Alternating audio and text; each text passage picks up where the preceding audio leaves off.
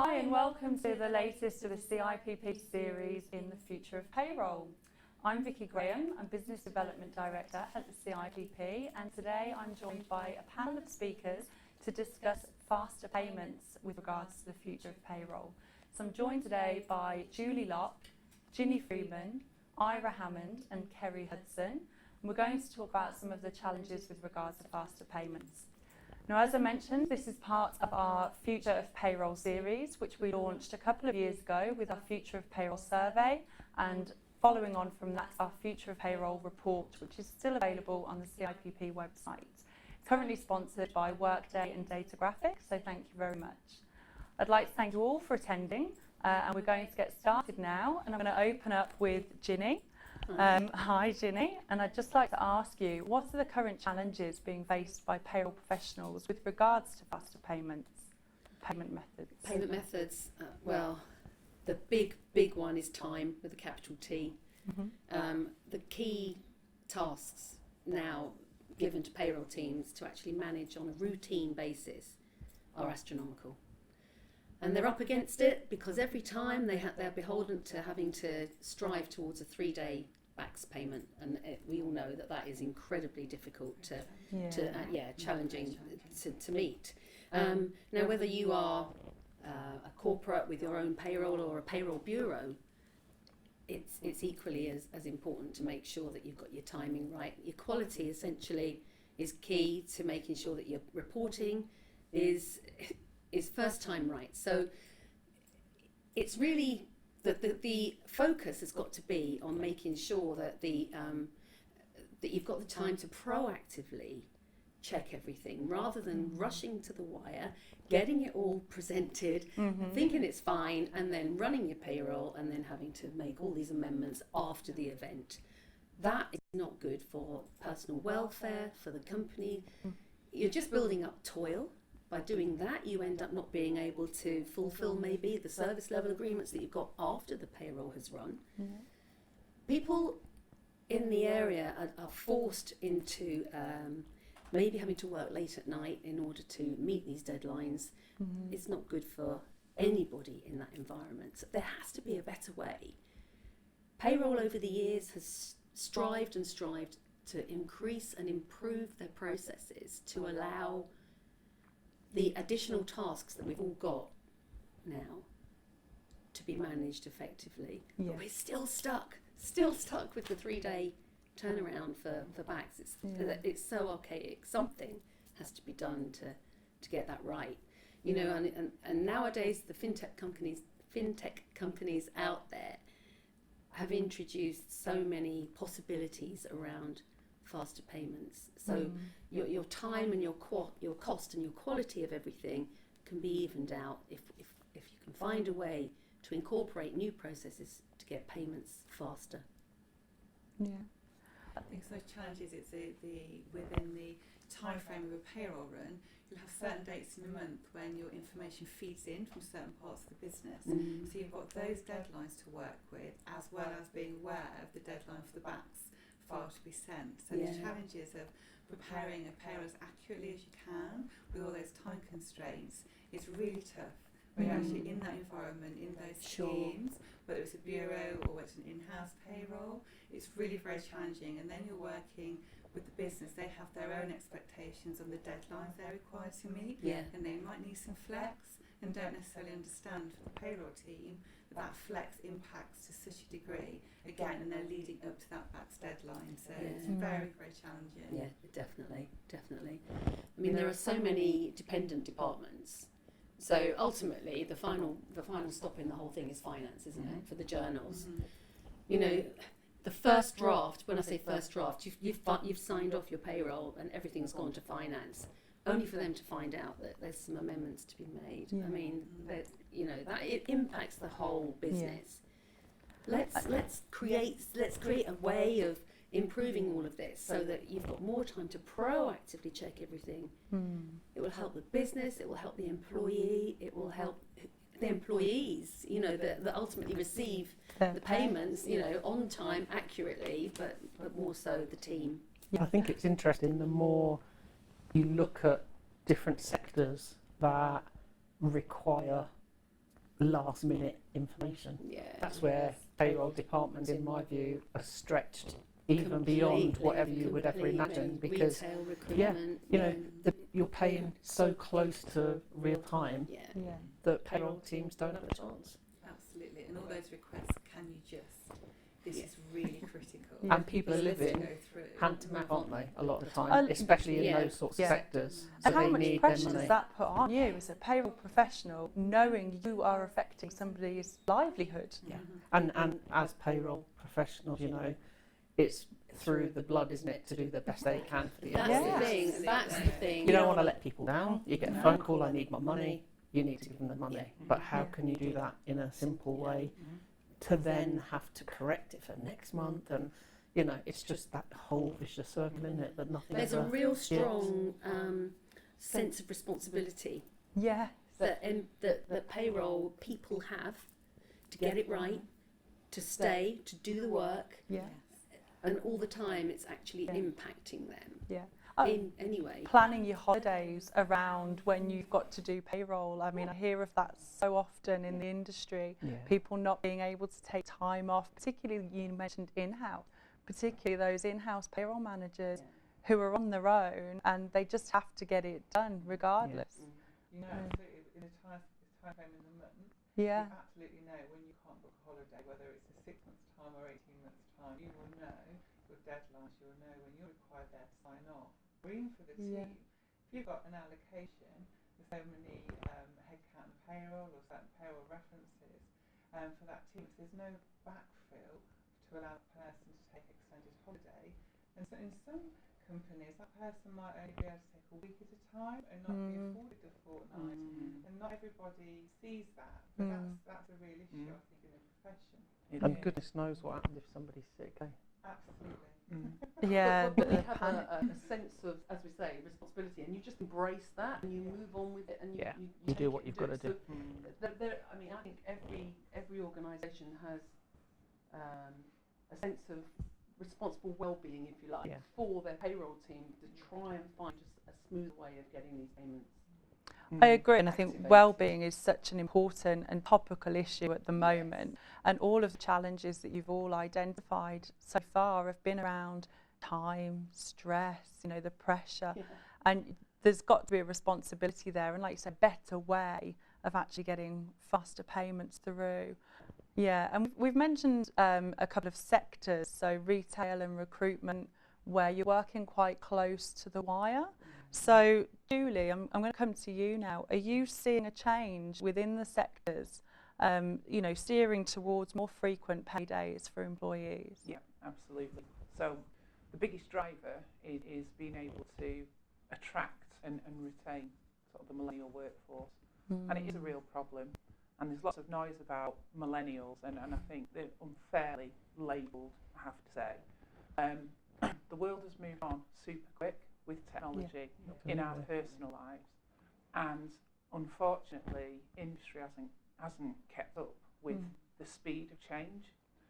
So what this now means is we don't understand the millennial workforce that's coming through from education, who kind of go, I don't want 9 to 5, I want to work hours that suit me, and you've got to fit in with my work-life balance. And that actually means something to them. 10 years ago, work-life balance was a kind of thing that we talked about, but it wasn't. And you were lucky. You were lucky if you had one. Yeah, exactly. Yeah. Work-life balance. You get weekends off, you know. That's It's a very real thing now. We have to take this super seriously.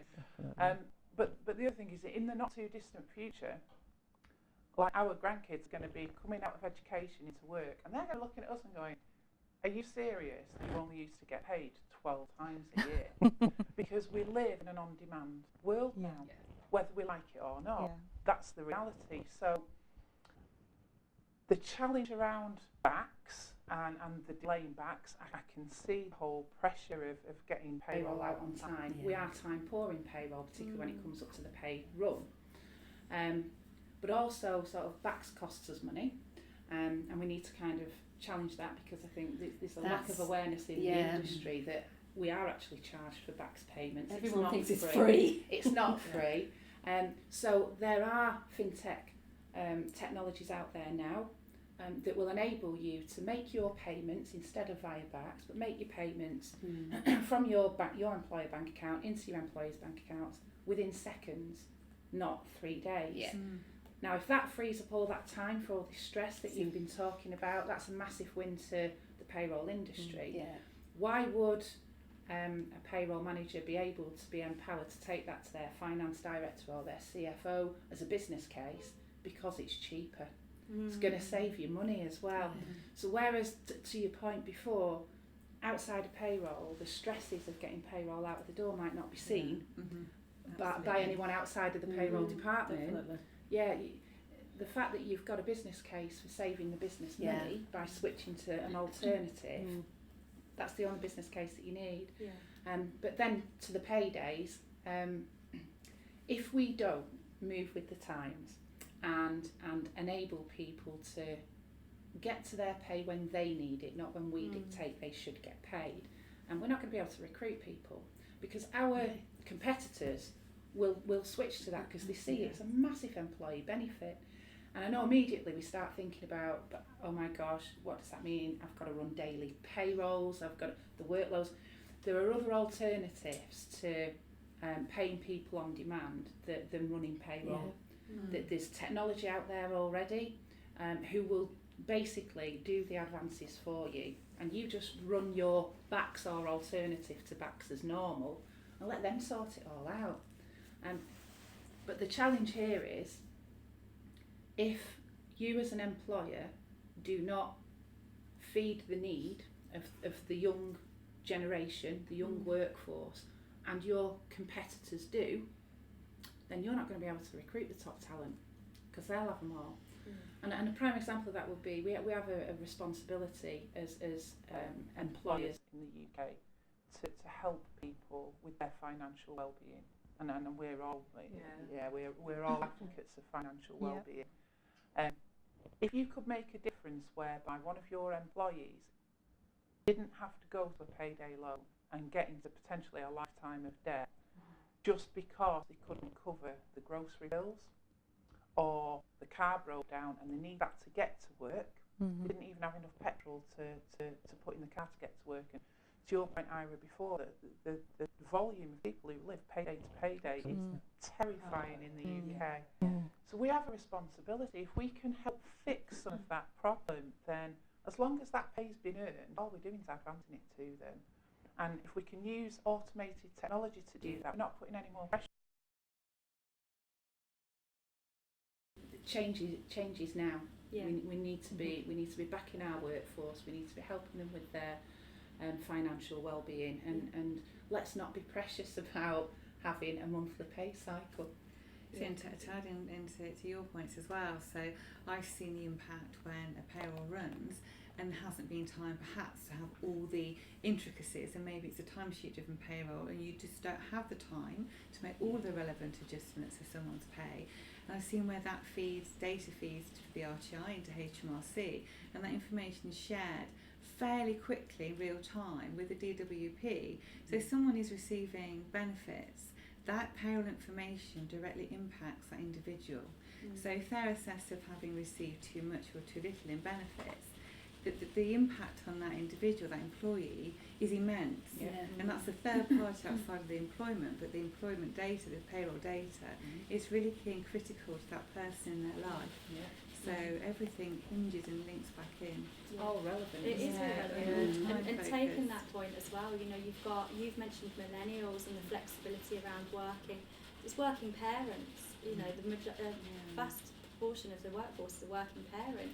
So you're trying to work around childcare arrangements. You know, quite often looking for work, maybe in the evenings and weekends as well as during the day. So it fits in with what you can afford childcare-wise. But you're also claiming your benefits there, so it has a massive impact not just on them but the family as well. So, and it probably demonstrates how technology has changed on the revenue side, where that data in real time is shared so immediately. So with the DWP, and that was a learning curve for me to see how quickly that data was fed, and also how quickly the individual would be challenged by the DWP if things didn't look right. And actually things will correct in payroll, so we're familiar with the next payroll run will make good what there was no time for in the previous run. But outside of the employment, there's all this going on for certain people, and it's very challenging. So the additional time to add that information in and to get that payroll accurate for that period is critical in that instance. Yeah, it's people's lives. Yeah. Absolutely. Yeah. It's people's lives. Yeah. Wow. So, I mean, with all of that in mind and thinking about people's livelihoods and how, people don't necessarily or can't necessarily wait for that monthly pay, how can payroll managers move from a monthly payroll to more frequent pay runs, for example, weekly, Eira? Going from monthly to weekly payrolls. I mean, think about the logistics of that. So Vicky, I've spent 30 odd years working with companies trying to stop them being weekly and fortnightly payroll because of the admin. I can hear payroll people out there now thinking, don't do that.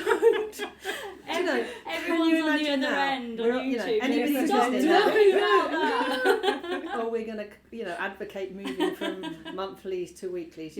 Those people who did their TMA 6s. Do any of you? Where as part of the foundation degree years ago, we used to have to do these calculations to say how much more cost efficient it is to do a monthly payroll than a weekly. So let's kind of step back from that question ever so slightly and say it's not about moving the payroll from monthly to weekly. Trust us, guys who are on the end of the YouTube. It's not about that. No, it's because we've talked about payroll teams needing to be more accurate and more efficient, and if we had to move to weekly payrolls, I mean, I don't think we'd ever recruit anyone into the payroll industry anymore. It's about time. It is about time. So it's about getting your monthly payroll accurate, but it's about the payment that we make to that person on a monthly frequency being more frequent. Does that make more sense? So let's slightly twist the question back to say it's about making more regular payments. So if somebody needs money today and they don't want to wait another week to payday, can we make a faster payment through payroll to advance them, perhaps, if that's how you want to word it, but not have the system have to have all, calculations and all of that stuff that you have to correct in the next pay run. It's about making, I don't know, even splitting the net pay 4 times and giving them 4 lots of net pay during the month. There's technology now. You've talked about, finance technology that's there, improving the way that can happen for people. And unless we move to something like that, I think it's going to really be tough. a challenge to get all the stakeholders within the business to understand the payroll cycle and buy into that. I think so often there are other parts of the business that don't necessarily understand, and they will think that we just press a button. How many times do we hear? The button. You just get, Doesn't the software just do everything for you, Kerry? Absolutely. Why do you have to work later on weekends? So I think that's a challenge, and actually there'll be, I've found, where the business will make a decision that for lots of good reasons that you may choose to move from monthly, say, to a fortnightly payroll, but they don't understand all the intricacies of a payroll and other parts of the payroll that impacts. So calculating pension contributions, workplace pension regulations, all that side of things. So there's all sorts of implications and statutory requirements that you need to think about, as well as all the additional admin. So it's really, really key to engage with stakeholders, and that so often doesn't happen, I think. Payroll is so often the last thing in a project when decisions are made. The money goes through and gets paid, and I think it's that's a challenge for a lot of organisations to really have somebody from payroll represented that can talk through the cycle. It's interesting. One of the things I was reading this week, people are working more than one job. Years ago, you might have, I think when I first started, I was working in payroll during the day and then I had a bar job in the night just to give extra pocket money. That was kind of fairly normal. But now, you know, it was on BBC News earlier in the week where people are working 5 or 6 jobs and they're waiting on the end of their phone to say who's going to give me hours today, and they go and work there and they go and work there. And in these specific sectors where people are looking for really good people, they're looking for something that gives them, as an employer, the edge over another organisation. You know, I think we talk about retail more than anything because it is such a fast turnaround. How can a retailer guarantee they're going to get the best workforce to stay and to stay loyal? And the only way they can do that is they work a day, maybe they get paid a day. And that's sort of a challenge with them, especially if you've got, say, weekly or fortnightly pay run, having you do all your onboarding, but actually an individual providing their bank account details so that you can pay them, and also pay them within this topic of having a cut-off date to run the payroll, finalise and send the backs. So they're the challenges, particularly I think in an environment such as retail, where you might have quite high turnover of headcount, they're working part-time hours, a lot of that is timesheet driven, the time attendance data that you need. The pressures on payroll in that kind of environment are phenomenal. But I can imagine, and taking your point there as well about retail and the individuals, if we're going to kind of stereotype here, you're talking about young people who might not understand actually that you've got that kind of cycle and that cut-off date because they're so used to making payments through, say, a banking app, where you've got an immediate payment. So if you need to transfer money, you can. That's what they're used to. And you know, Julie, you made the point about millennials. Everything is so instant. Absolutely. So they're not understanding, well, why do you need it by this day? Surely I can give it you and you'll pay me now. They want to be paid. But and if you can't pay them accurate on that first run and there's an adjustment in the next run, which is quite typical, particularly if it's not a monthly payroll, then them understanding what that next pay slip means, where did their money go, they have a track of the hours they think they worked, but it's, you know, it's kind of, and you're talking about an advance, so to our understanding, paying in advance and showing that adjustment on a pay slip is straightforward for us, but actually I've found that for an individual that's looking to pay slip, they may have forgotten that that advance is actually going to be deducted from the full calculation on the pay slip, and there's a challenge there as well. Exactly, because that's where you've done them a great service by allowing that to happen, but now you're faced with having the service level to those employees to explain it all, so that's where the job increases again. You know, so it's interesting for an employee themselves. I mean, the future payroll report, Kerry said, like 320,000 employees of the people who responded to survey are in multiple jobs. So people are relying on getting that money. If you work in several jobs, you need to need to get your pay, don't you? You know, if you multiply ultimately. these challenges across the 5 jobs, Exactly. it's really And difficult.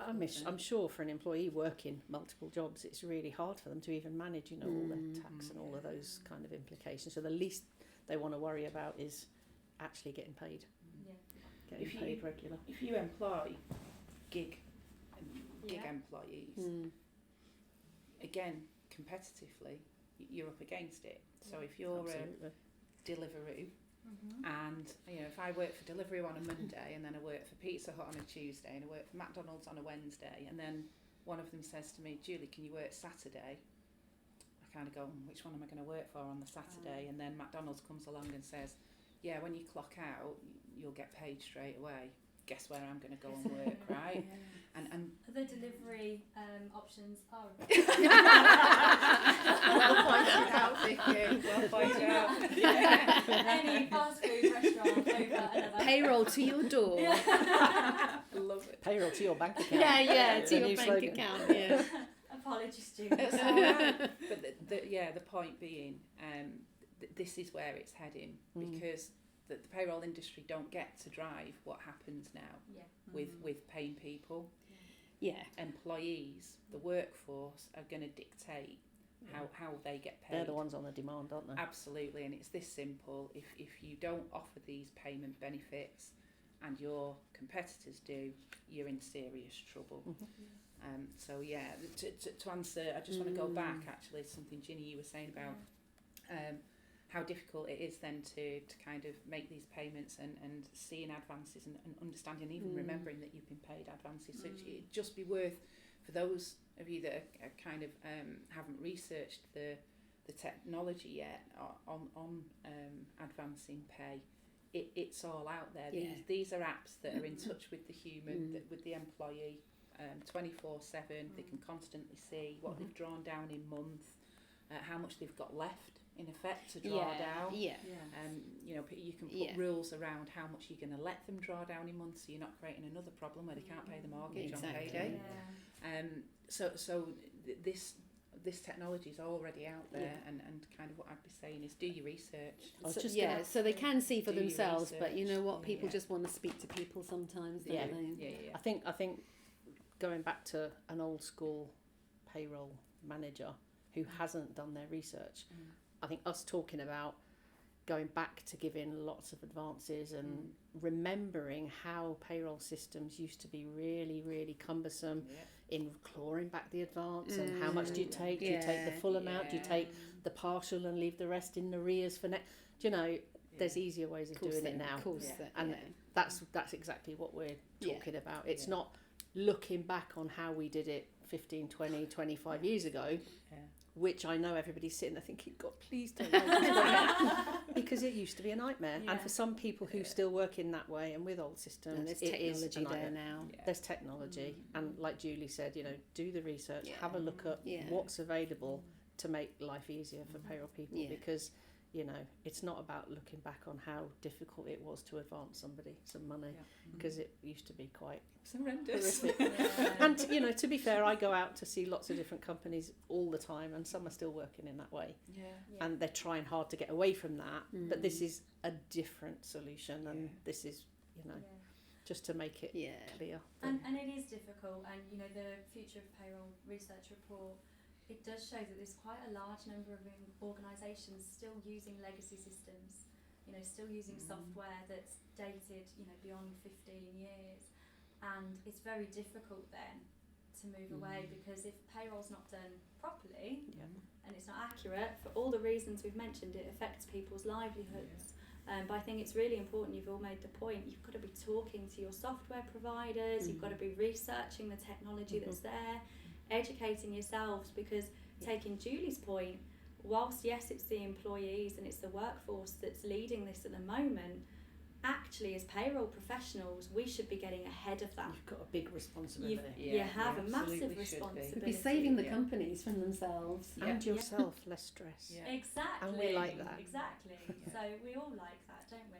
And there was another point I think that was made by Julie on the financial awareness piece, because it's all very well us saying, faster payments, let's give people their pay early, give them a bit of an advance to help them out. But there's the education piece, I think, that goes along with that, because otherwise you're going to have a problem further, or the employee will have that problem further down the line if they can't budget. So I think that's important with it as well, how we educate people to budget. Yeah, we don't do it in schools. Yeah. We really don't. We're really back in the Who leaves UK. school having had training on what a payslip's going to look like and what PAYE Not a means? chance. No, you don't, do you? You don't. And I'm going to take this opportunity actually, because the CIPP is starting to get some volunteers together to start to drive that schools initiative to try and get on, you know, into schools. So if any of you or any of our viewers today would like to be involved, contact the CIPP, contact myself via LinkedIn, and we can start driving that. Absolutely. Because I think we need to get in front of it. We need to educate people. We need to lead the change, not be led by the change. But we have is it's a bit like an epidemic, and we don't even see it. It's almost like, does the country rely on people being in this much debt to operate successfully as a country? That's a scary thought. Well, I wonder, because you come out of education, you've no idea what tax, insurance, etc. means. You hear your salary, you're going into your first job, you think, oh, that's a nice salary.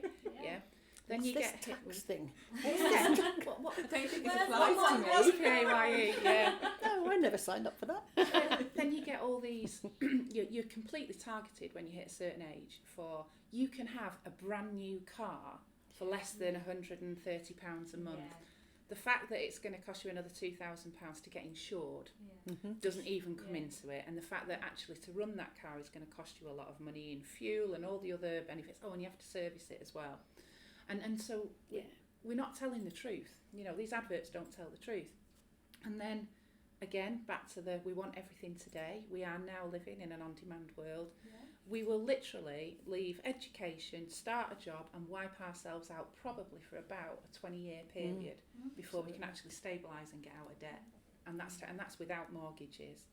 And then for those that come out of higher education, they're already coming straight into the workforce with a huge debt they're probably never going to pay off.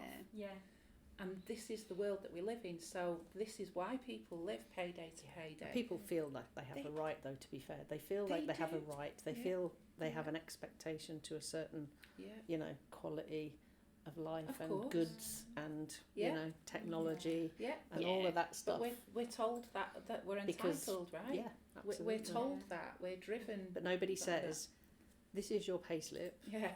and this is how that has to match. This is your net pay that goes into your bank account. Not that amount. It's not quite the annual salary that you were led to believe you were going to get. That you're going to get, absolutely. And realising the impact, like you say, of that new car, those monthly payments, the tax, the insurance, all of that. I mean, when I had my first car, it was a £500 old banger. You don't see young people driving £500 you bangers don't. anymore. It doesn't exist anymore. It doesn't exist. And you probably had to wait a while to get it. I'd oh yeah, to save up for it, right? Yeah. Just go out today and I'll sign up. All instant. And that's when as well I read yesterday, in fact, that 49% of millennials are subscribed to a on-demand subscription service. So, you know, food delivery or makeup delivery or you know, things like that. 49%. 49% of millennials, half of millennials are signed up. See, that's why, going back to the point I made earlier about people working multiple jobs, they called them slashies, by the way. I just thought I'd get that in. So Google slashies, BBC News this week, because anyone who works multiple jobs, it's kind of, I don't know why that term came in, and apparently the person who they called the slashy didn't like it very much, but it's just a phrase that has come along. People who work multiple jobs, not just for making ends meet, but for getting their interests and their hobbies. You talked about that work-life balance earlier, trying to fit their hobby into work. So maybe doing 4 days a week, doing a proper job, and then 1 day a week making stuff to sell on I won't mention sites, but you know, different all of that stuff. People who work in multiple jobs to get a bit of life balance, to get a bit of enjoyment, but also to get paid multiple different ways.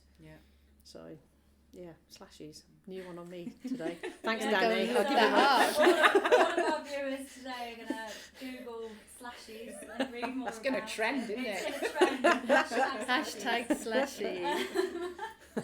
Brilliant. Okay. So I think, you know, just coming back to faster payments then, bringing it back after everything we've talked about and the challenges that payroll's facing and the responsibility really that you as payroll professionals have. What are the benefits of faster payments, but not only for the payroll department, but for businesses overall? So I think if we sort of bring together everything we're discussing, if we are able with faster payments to move that 3-day backs deadline and give the payroll team 24 hours or 48 hours, so you're moving more toward a same day payment perhaps, I think there's more time for the business to work together collaboratively, for all the data to come in on time, timesheets to come in, information from HR or compensation teams, and have longer to prepare. So you're not necessarily working such long hours on that final payroll week when you come up to the final run.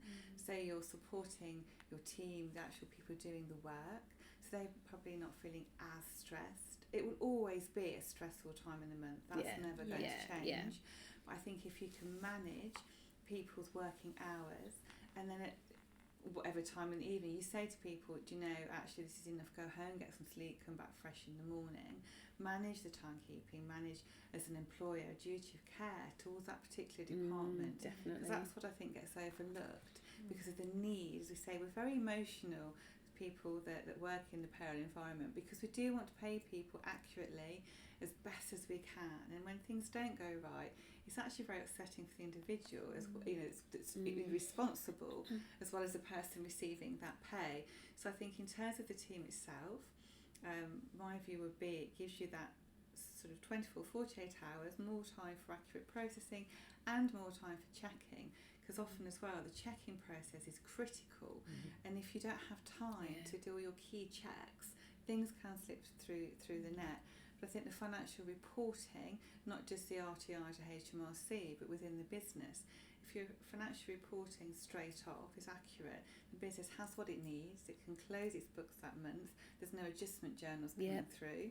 But I think also for your payments to HMRC, so your PAYE bill each month, when you're paying across, it's more accurate to link in on the audit trail with finance in the business perhaps, and it's clearer how everything hangs together. So they're my thoughts on how much that helps overall. It's general cash flow as well, outside of payroll. For the rest of the business, pay as late as you can, keep that cash flow.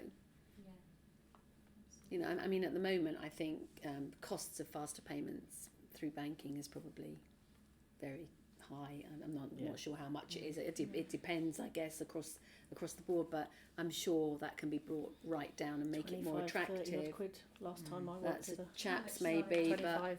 Yeah, for same for day. chaps, chaps. Faster payments is probably about £1 to £4, something like that. A lot of people are still using the whole chaps thing. Yeah, they are.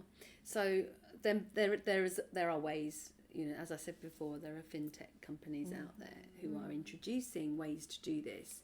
But if you can bring that cost down so that it's, if not comparable, better than the cost of bags, it's a no-brainer, surely. Yeah, 'cause you said earlier, our whole life is spent doing things immediately. I go and have head on whatever, and you pay when you leave on the mobile app. We don't use the card anymore. We don't, it's all done directly through the bank, and everything is done, like you're saying. It's not just the millennials and the gig economy that we're all expecting that now. We're all expecting things to happen quickly, and to get away from the whole archaic way of having to wait. Well, I broke my phone. You did. I broke my phone. You did. And I had to go 48 hours without any apps.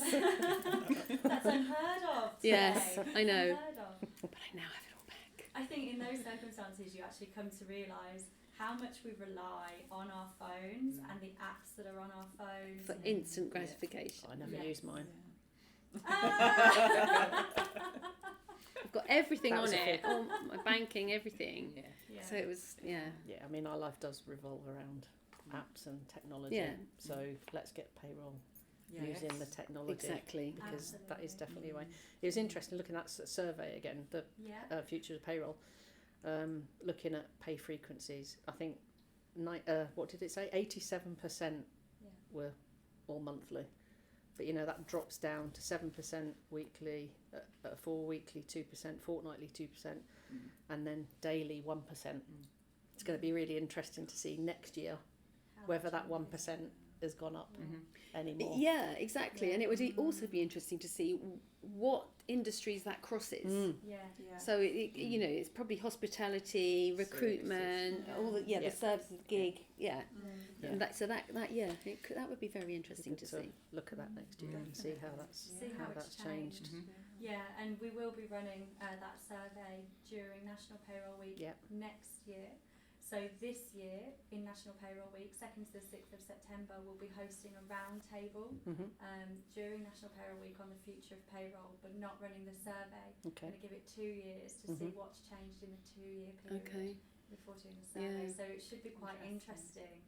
I suspect, from what we've all been discussing and from seeing what's going on in the wider environment, that will actually increase quite significantly. But we did say it's a payroll manager, payroll supervisor, payroll team's responsibility to research that technology. Absolutely. Because don't just sit there and wait for your software provider or whatever to give you solutions.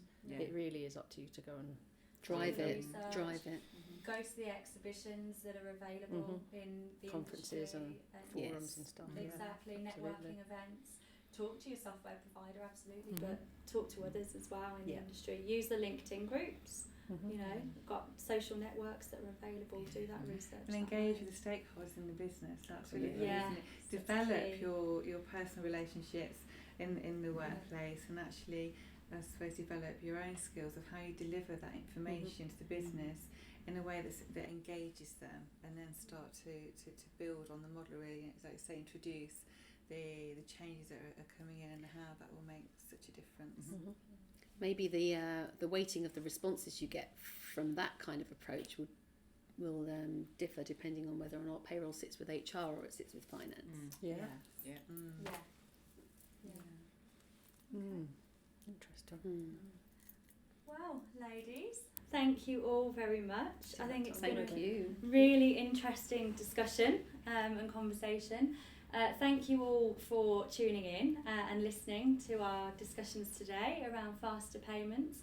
I hope you found it as interesting and as useful as I have. I think we've talked a lot about how payroll professionals have such a great responsibility on them to make sure that employees' well-being is looked after, that they can actually have their pay and you're affecting their livelihood, making sure that everything's accurate and on time, which I know from meeting so many of you over the years that you all feel really passionately about. And you know that we are seeing this shift and we are seeing this change in the industry and in the workforce, that actually we need to be paying people when they need to be paid. And whilst that's being led by the employees and the workforce at the moment, there's a real responsibility to shift that and have payroll leading that, and having it lead that not only for the employees' sake but for the businesses as well. And faster payments will absolutely help with that. So thank you all again, and thank you for tuning in. If you'd like to take part in a Future of Payroll discussion, please get in touch. And as I say, the round table will be taking place during National Payroll Week, which is the 2nd to the 6th of September. Thank you.